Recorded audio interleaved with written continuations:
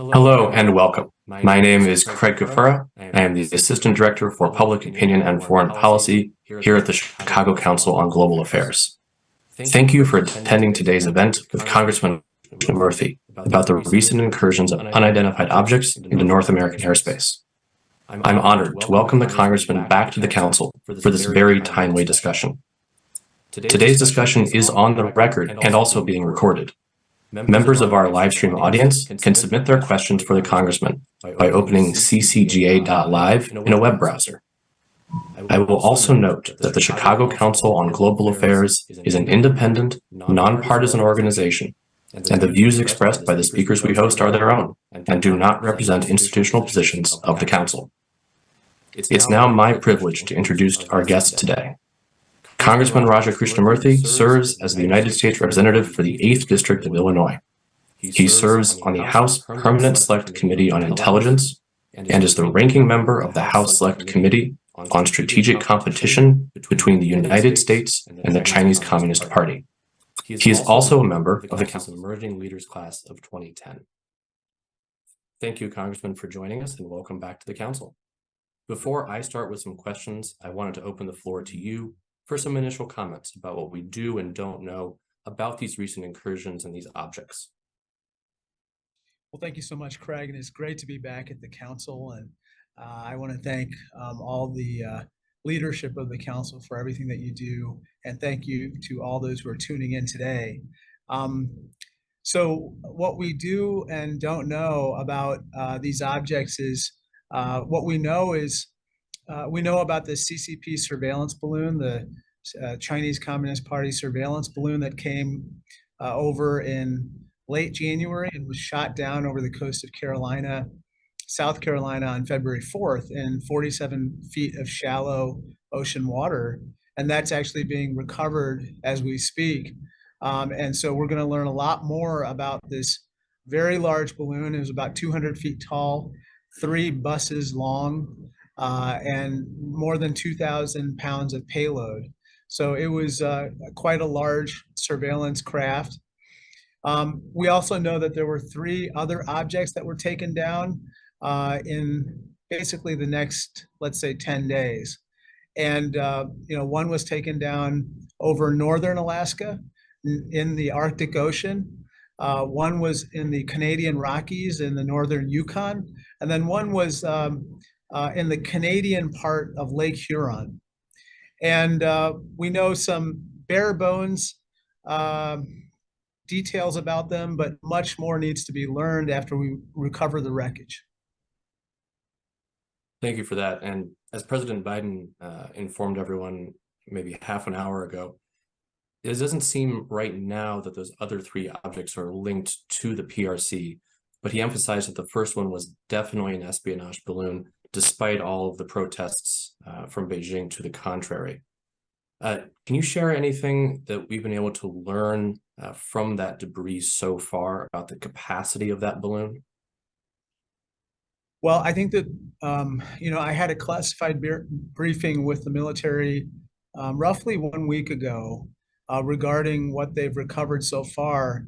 And I can't get into the exact details, but gosh, I don't think it's a surprise to anybody that this was a spy balloon. It had sophisticated sensory equipment, both for signals intelligence, so to potentially pick up on even ground communications potentially, but it also obviously had cameras that were very, very sophisticated in nature. The debris field is rather large, and they are still recovering it really off the bottom of the ocean right now.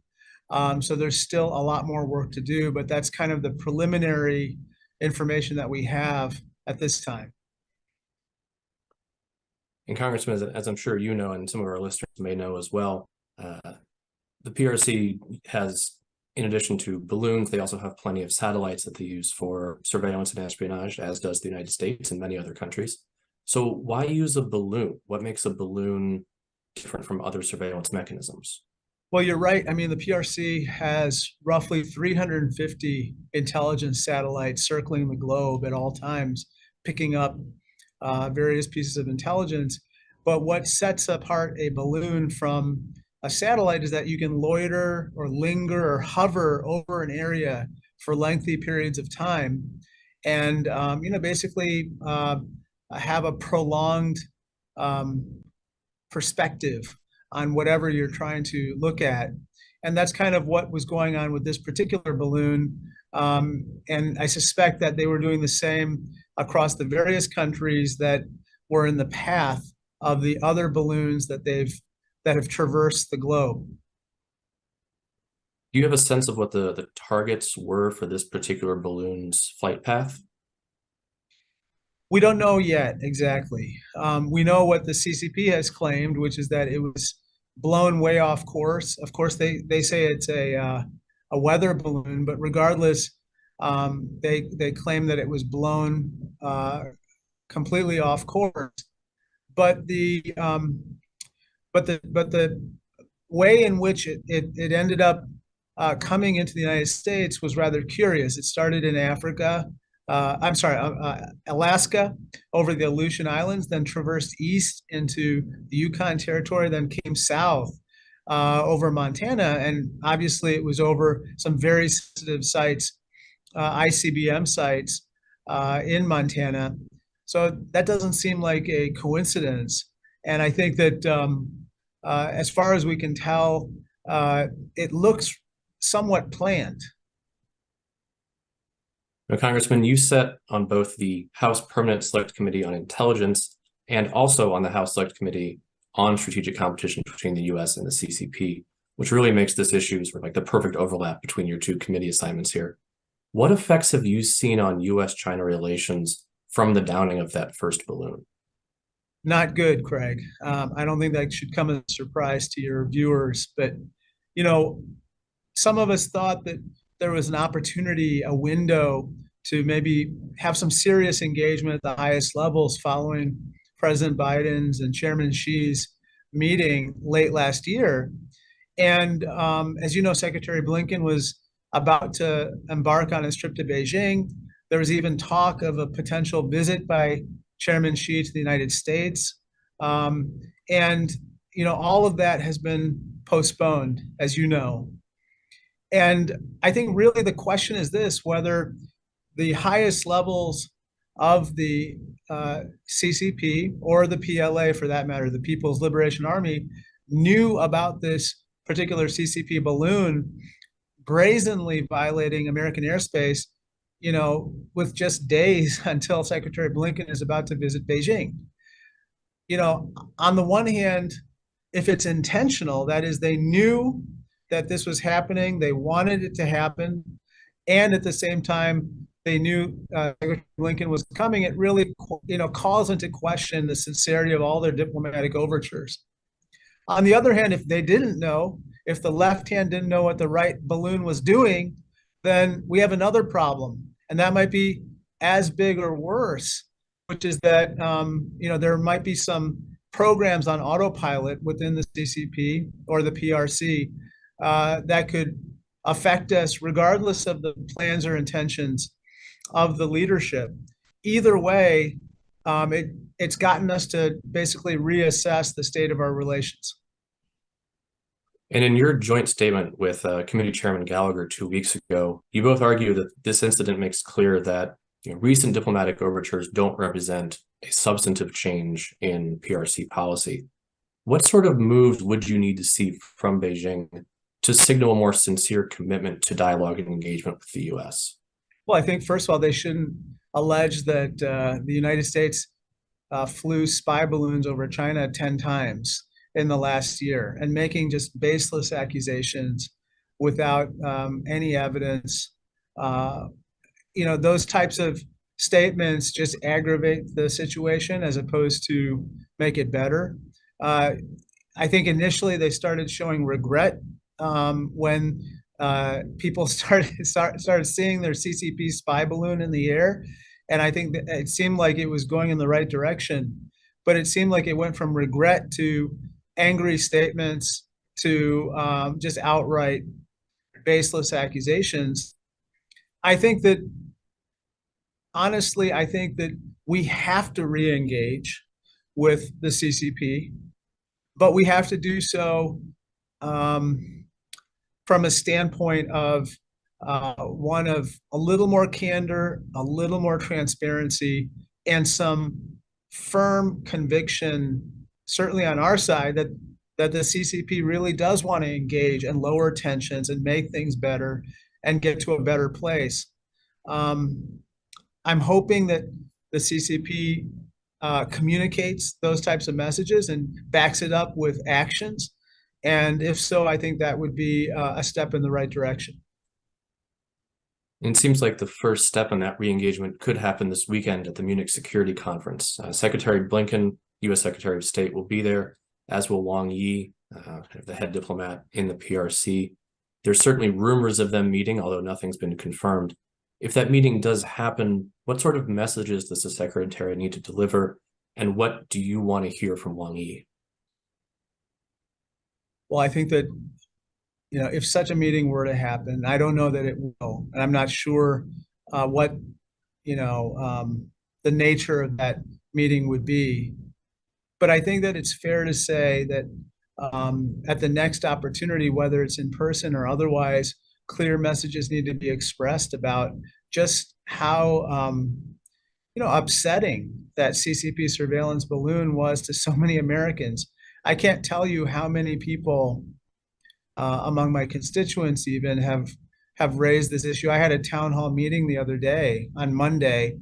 Hundreds of people came, and it's definitely a hot topic. Now, some people may think, well, it's just a balloon, but I think that for a lot of people, it almost feels like a message was sent, Craig. A message was sent by the CCP that, look, we know how to get to you. We can do it brazenly and openly, and here we are. And that type of message to a lot of folks is deeply troubling. So I hope that Secretary Blinken is able to convey the seriousness with which a lot of my constituents, and for that matter, a lot of Americans feel about it. And I hope he also conveys the message that we have to get to a better place. Our relationship has to get to a better place for the sake of our countries, but also for the sake of the world. And so to get to that better place, we need to start taking steps that are productive and kind of de-escalate what is happening right now with the CCP. Yes, a lot of the U.S.-China rivalry has taken place at a fairly high level, but it's another thing to look up and see it manifesting directly over your house. I can certainly imagine the effects on public opinion are going to be pretty stark, and we've already seen in our polling a pretty sharp drop in favorability of China in recent years and a greater awareness of concerns about China. But of course, the U.S. isn't the only country that's seen these kinds of balloons in recent years. Japan's defense ministry this week reported that they think at least 3 surveillance balloon flights have taken place over their airspace in the last few years. How can the U.S. support our partners and allies in dealing with this kind of surveillance? Well, I think that we have to share whatever intelligence is appropriate with regard to the signature of these types of surveillance craft so that folks understand when these craft actually violate their airspace versus, maybe something more innocuous or not nefarious. I also think that we need to,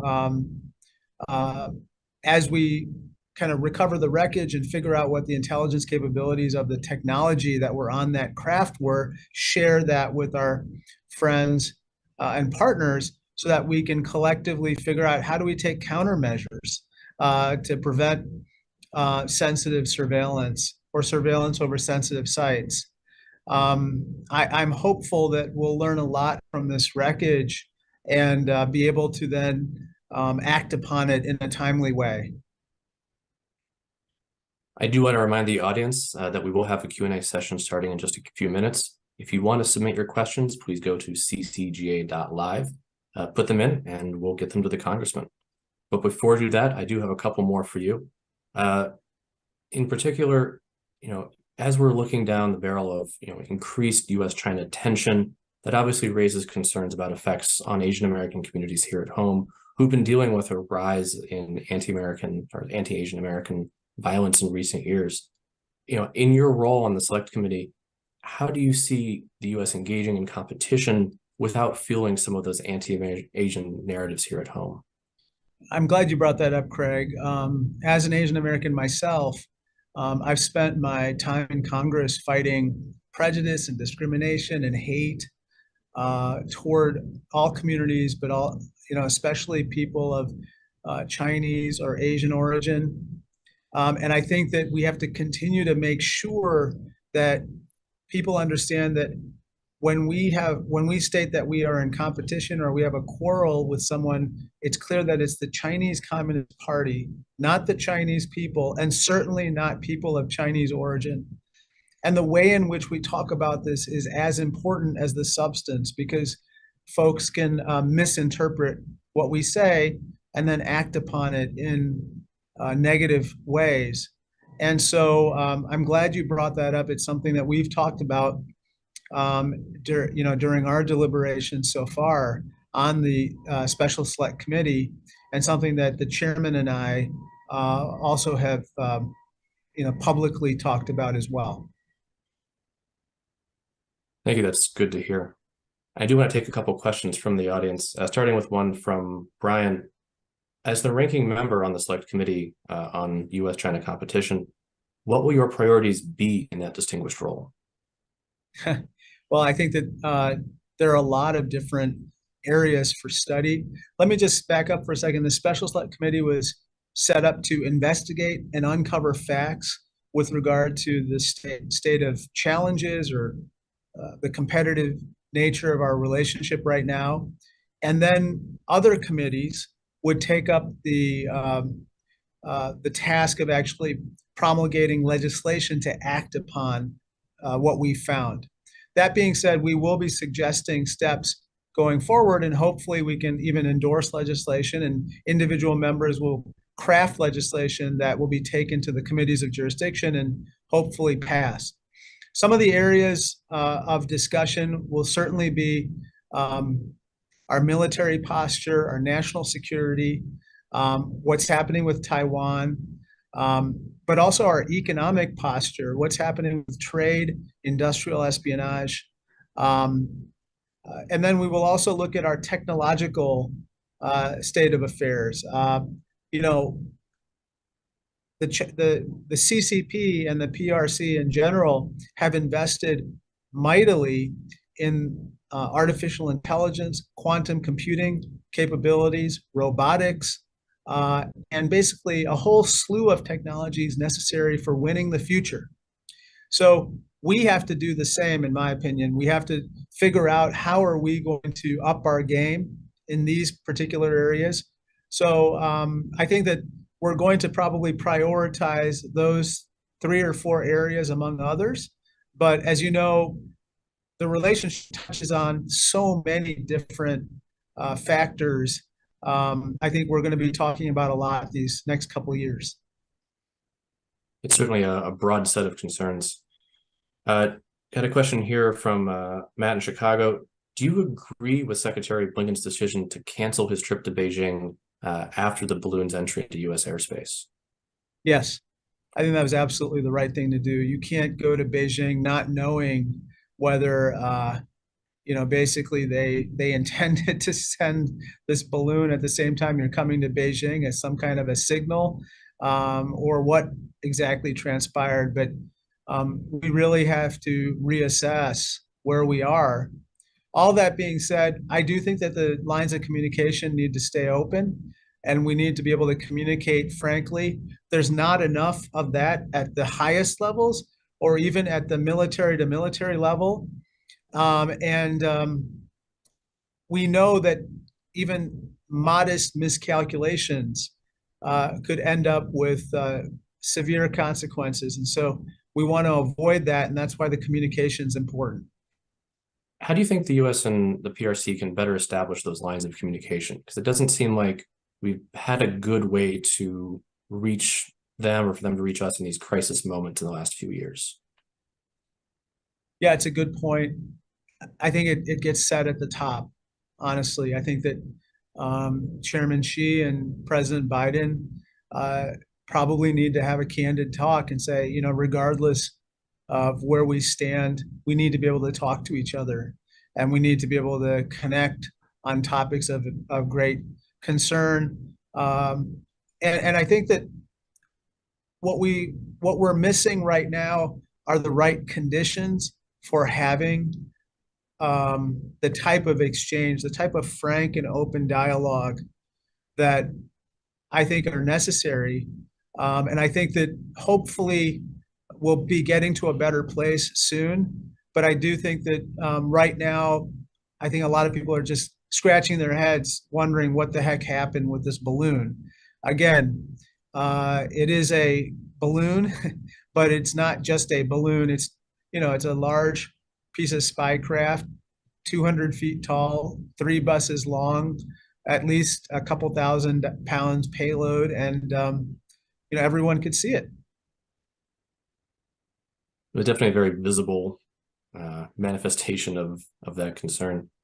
But as Susie asks, physical spycraft are one thing, but we also know there's been a lot of digital espionage going on in the United States.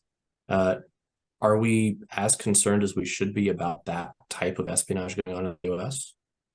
I think we need to be more attuned to this. Susie and your audience probably knows already about this, but the CCP has its own very sophisticated kind of cyber espionage techniques. But in addition to that, it contracts out espionage efforts to some degree, and it allows for a permissive environment for cyber gangs to conduct espionage. There was one group called APT-41, a Chengdu-based cyber gang that basically stole the personal identifiable information of many Americans, such that they were able to secure tens of millions of dollars of COVID aid, Craig, under the PPP and EIDL loan process over the last couple of years. Now, it appears that it was a CCP-sponsored cyber gang, but what that means is that they not only monetized the personal data that they stole in the form of that COVID aid that was sent to them fraudulently, but they also turned over that personal identifiable information to the CCP. You have to understand that the Office of Personnel Management had millions of files that were stolen several years ago by the CCP, perhaps for not only espionage purposes, but also to monetize. So it's a very weird, I shouldn't say weird, it's a very unusual relationship that they have over there between kind of official surveillance and cyber espionage, and then private entities who also work with the CCP to do their bidding and to make money on the side. It's quite a story. I had not heard about that prior.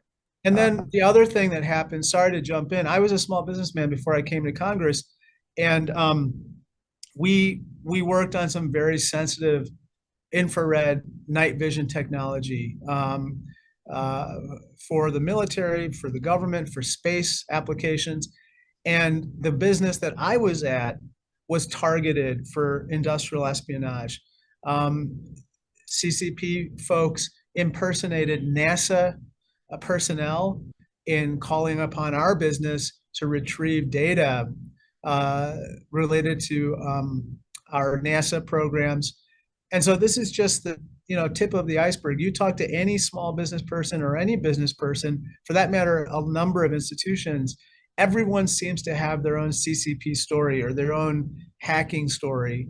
And that's why this is, widely known, although we need to raise the level of attention to it so we can actually deal with it.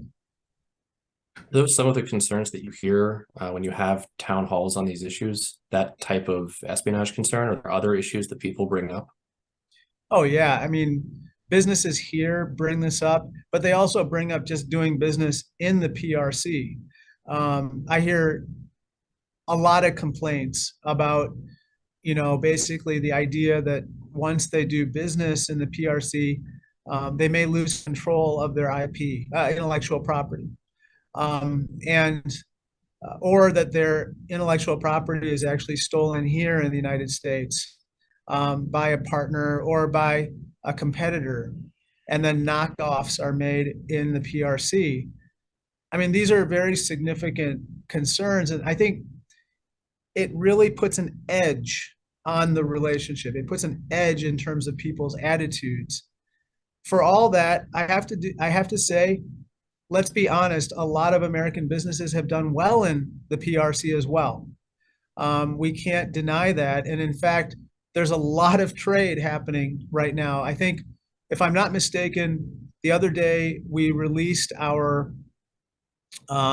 trade numbers with the PRC.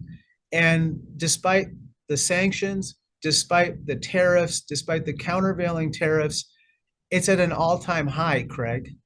So that goes to show you that at at the lowest levels of commerce, we are deeply enmeshed in terms of our supply chains. Now, do we need to decouple in certain significant ways? Probably, but we're going to be doing business with each other for a long time to come. So how do we do it in a way that works for everybody? It's a real win-win, and that sentiments on both sides stabilize and hopefully go upward at some point. Yeah, it's a really deep trade relationship for two countries that are also locked in strategic competition with each other. So you mentioned that you do think we need to decouple in certain areas. So of the entire, very broad U.S.-China trade relationship, what areas do you think need to be more fenced off from exchange, and which ones can be more open and traditionally vibrant and tradey? Well, I guess the most prominent example, which everyone talks about, is semiconductors, Craig. As you know, we are now, we've put a number of companies in the CCP on the entities list, the Department of Commerce's entities list, which means that we're not allowed to export certain high-end semiconductors or technology to those entities. But what people have decided to do in Washington under the Biden administration, with a lot of support from Republicans, by the way, is recognize that there are certain high-end semiconductors that should just not be exported to the CCP at all. In other words, they should not be part of the supply chain because they are thought to be so sensitive and their purposes are so specific that we would be kind of giving, our secret sauce away with regard to our own sensitive military or defense or national security needs. I think that in the national security space, in defense, I do think that there's going to be continued decoupling, so to speak. In other areas, I think there's going to be redundancies as opposed to just decoupling. Decoupling might be the wrong word to describe creating redundant supply chains where we're nearshoring, friendshoring, or onshoring the creation of certain items, whether it's active pharmaceutical ingredients, APIs, or whether it is with regard to certain minerals that are necessary for our renewable energy sector or for electric vehicles and so forth. I think that we will continue to purchase those from the PRC, but we will also want to source them from elsewhere. I was at a meeting where Prime Minister Justin Trudeau pitched us. He said, you should come to us. We can sell you that same stuff. Now it's going to be more expensive, but you should come to us. And, obviously if he made that same pitch 5 years ago, people will be like, okay, well, thank you, but no thank you. We have a lower cost vendor in the PRC. But now I think people are more willing to listen to him and say, yeah, maybe it makes sense.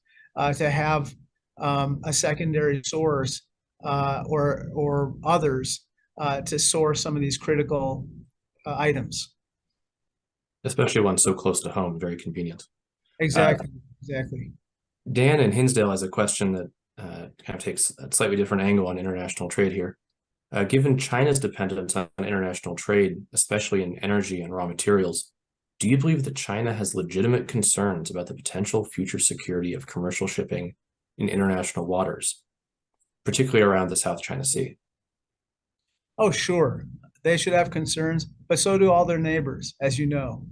It's just that we need to have kind of an international rules-based system for determining, uh, you know, how people play in that sandbox, so to speak. Sorry to mix some metaphors, but how do we all get along in that part of the world, which is such a vital set of shipping lanes for much of the world's commerce?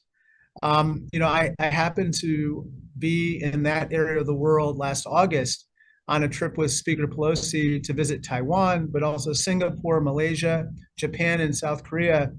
And I think in every country we visited, the leadership said, we need a way to get along. And the best way to get along is to have clear rules. You don't just start building islands in the middle of the South China Sea and then saying, oh, that's the PRC over there. And oh, by the way, we're building a little more of PRC, down the way. That's not going to work. We've got to have a situation where obviously the PRC should be able to operate, but so should the Philippines, so should these other countries that are so dependent on commerce through those same shipping lanes. We've certainly seen in the last few years, all of those countries in the region starting to work more closely together on some of these issues. We've seen increased cooperation between Japan and South Korea recently, between Japan and the Philippines. We've seen emergence of AUKUS and the Quad emerging as a nice grouping. What more can the U.S. do to help sort of encourage these multilateral partnerships, even if they don't necessarily include the U.S.? Well, I think that it's really important for us to participate as much as we can in these partnerships. Hopefully, they blossom into more than just security arrangements. And we actually are, for instance, I'll give you an example. We all know about Belt and Road Initiative, which is the CCP's kind of premier kind of development finance vehicle for helping countries around the world. We've also learned over the last several years that, basically these Belt and Road Initiative projects are really, they have very adverse conditions for the host country that receives aid from the PRC. The loans are at interest rates that are mind-boggling and the collateral is often the very mines or minerals or other natural resources of the country. A lot of times these host countries default on their obligations and then all of a sudden the port is owned by the CCP. And so what can we do with our friends and partners and allies in the region to develop an alternative to Belt and Road? What can we do to jointly finance projects for development in a lot of countries that desperately want it? And, we need to provide a competitor to BRI.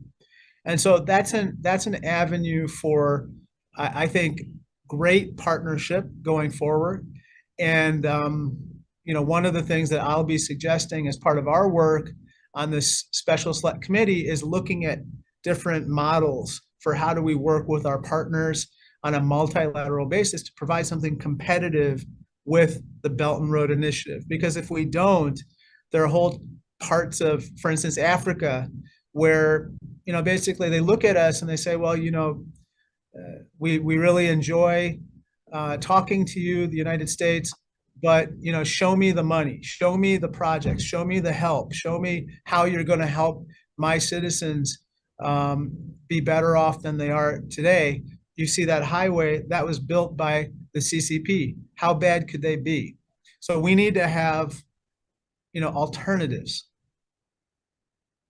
I think you touched on a really key point there about making sure that U.S. involvement extends beyond just military involvement. I feel like that's one of the big critiques of U.S. policy in Asia in recent years, that it's very focused on military engagement without a proper, economic component. Originally, the part of the pivot to Asia was supposed to be the Trans-Pacific Partnership, but I think that is still lives on in the CPTPP led by Japan and other countries, but does seem a little bit dead on arrival in the United States.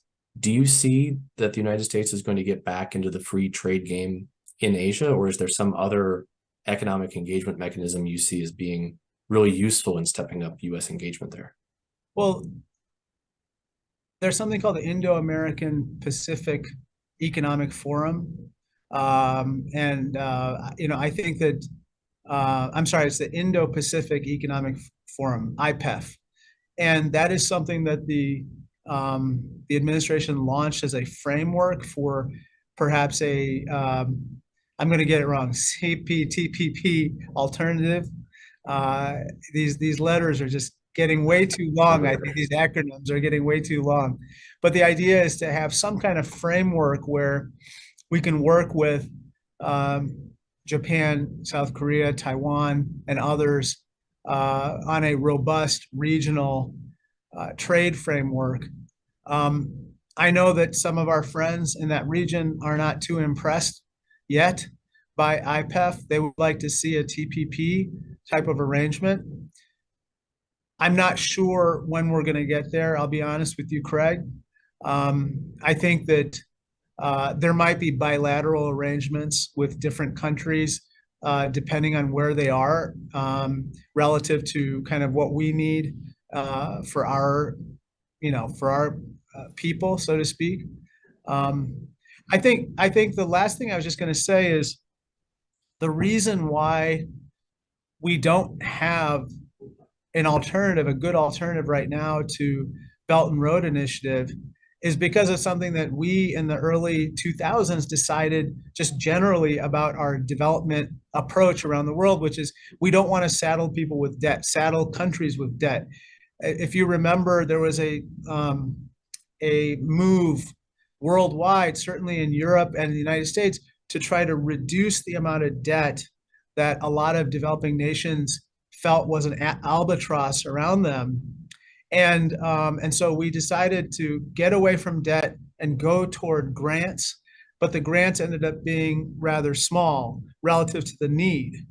And of course, what I'm wondering is if there's some kind of like a happy medium between the small grants and then the huge loans that the CCP is providing on really tough terms. Maybe there's some sweet spot there that we can look at, and maybe this would help with our supply chain issues too, bringing jobs back to the United States and our export markets as well.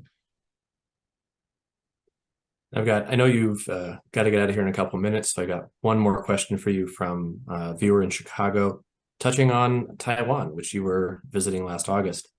How does this incident with the espionage balloon and all of the other tensions in the U.S.-PRC relationship influence the U.S. relationship with Taiwan?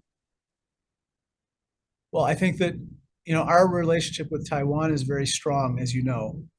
And, under the Taiwan Relations Act, we are legally obligated to help them with their self-defense, even at the same time that we recognize the one China policy.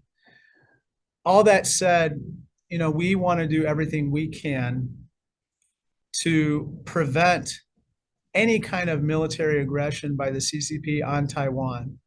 As many of your viewers know, Chairman Xi said very public, it's like now public knowledge at this point, that he wants the People's Liberation Army to be ready to invade Taiwan by 2027. So within just 4 years. What that means is that we have to make sure, in my humble opinion, and I think there's a bipartisan consensus on this, that Taiwan needs to have what it takes to deter aggression but in that time frame and beyond. And so how do we do that and at the same time lower tensions with the CCP? That is a very, very challenging dilemma because, as you know, Chairman Xi and the CCP used Taiwan for nationalistic reasons, in addition to having a substantive desire to unify with the island. But now with the zero COVID policies, the slowdown in their economy, there's a real fear that they will kind of up the tempo with regard to Taiwan and the rhetoric with regard to Taiwan. And as you know, there are elections being held in Taiwan this year to replace President Tsai, who, by the way, I greatly admire. She's a very practical, excellent president, and she'll be missed. But the question is, who will replace her? And so we just want to hopefully be in a place next year where we are at a less tense situation than we are right now. And that's where, going back to your question at the top, we need to have that high level engagement again. And I think that the reason why I would be optimistic at all about this is I think that Chairman Xi has an economy that is sputtering right now, although it's slowly recovering. I think that he needs to deliver economically, and I think that will be a big focus of their attention. I think President Biden can very clearly communicate what are the red lines in this relationship, including Taiwan, and reiterate our commitment to the status quo. And then third, I'm hoping that we, working with our partners, will make it less likely that there will be aggression in that region because we up our game in terms of our mutual self-defense and take measures to deter aggression, even at this same time we're engaging with the CCP. It's a tall order, but I think that's the challenge right now. Well, Congressman, thank you for joining us today and laying out your vision of sort of U.S.-China relations and also talking a bit more about your role on the U.S.-China Select Committee and these recent balloon incidents. I wanted to thank our audience for joining us this afternoon.